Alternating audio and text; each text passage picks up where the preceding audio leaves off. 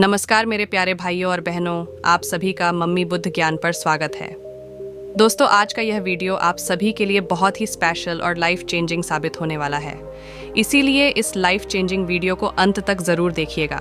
दोस्तों, अगर आपको लगता है कि आपकी किस्मत खराब है, तो आज मैं आपके साथ जो मोटिवेशनल स्टोरी शेयर करने वाला हूँ, वो सिर्फ आपके लिए ही है। इसे अंत तक ध्यान से ज़रूर देखें। तो बिना समय गंवाए चलिए कहानी को शुरू करते हैं। एक जंगल में एक महात्मा रहते थे।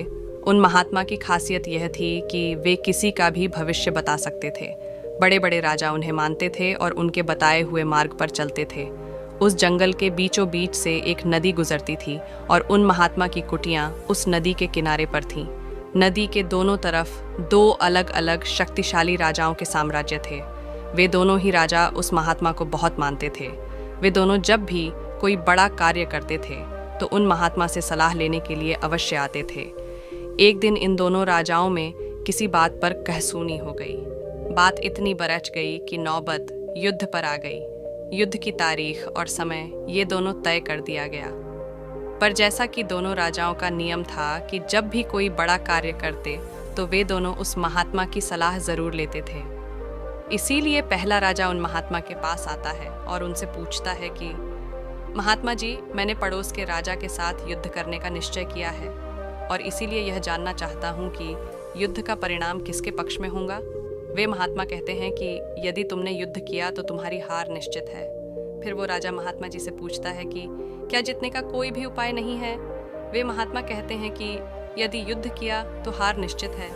फिर वह राजा कहता है कि तलवार म्यान से निकल चुकी है, अब युद्ध टलेगा तो नहीं, जो होगा देखा जाएगा। फिर वो राजा उसी समय वहां से चला जाता है और अपने सेना से जी तोड़ मेहनत करने के लिए कहता है। सभी सैनिक राजा की आज्ञा मानकर जी तोड़ मेहनत करने के लिए लग जाते हैं। दूसरे दिन दूसरा राजा उन महात्मा के पास आ जाता है और उनसे पूछता है कि महात्मा जी, मैं पड़ोस के राजा के साथ युद्ध करने के लिए जा रहा हूँ, इसीलिए मैं इस युद्ध का परिणाम जानना चाहता हूँ कि युद्ध किसके पक्ष में रहेगा। वे महात्मा कहते हैं कि निसंदेह जीत तुम्हारी है और उस राजा के पास तुम्हें हराने का कोई उपाय नहीं है।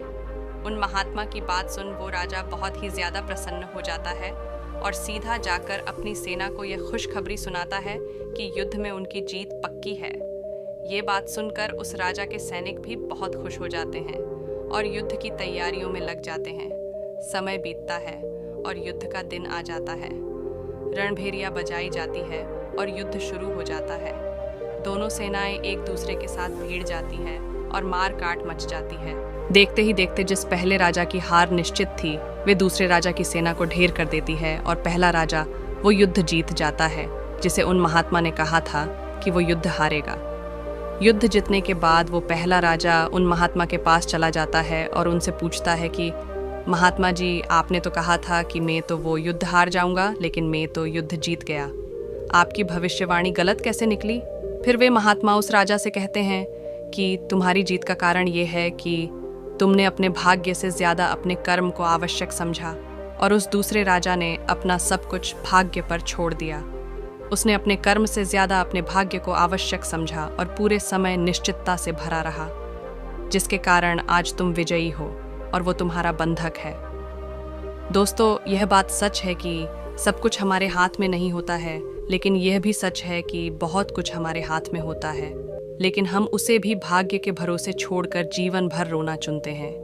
दोस्तों, लोग जानते हैं कि स्वस्थ कैसे रहा जा सकता है, लेकिन समय ना होने का बहाना बनाकर वे अपने अंदर बीमारियां पालते रहते हैं और जब कोई गंभीर बीमारी हो जाती है तो वे लोग अपने भाग्य को दोष देना शुरू कर देते हैं। दोस्तों, अगर आज हम किसी समस्या में हैं तो वे सिर्फ हमारे पुराने गलत कर्मों के कारण हैं और कल अगर हम इस समस्या से निकलेंगे तो वे सिर्फ आज के अच्छे कर्मों के कारण ही निकलेंगे।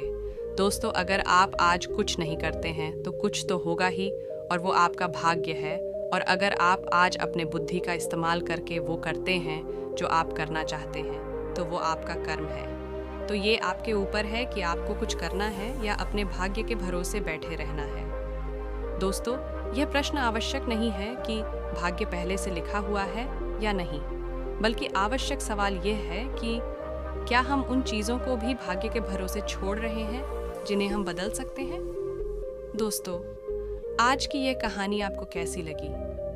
कृपया मुझे कमेंट बॉक्स में कमेंट करके ज़रूर बताएं और अगर आपको यह कहानी पसंद आई होगी तो अपने दोस्तों के साथ इसे अवश्य शेयर कीजिए ताकि और लोगों को भी यह कहानी सुनने को मिल सके। और आप लोग चैनल को सब्सक्राइब करना ना भूलें। धन्यवाद।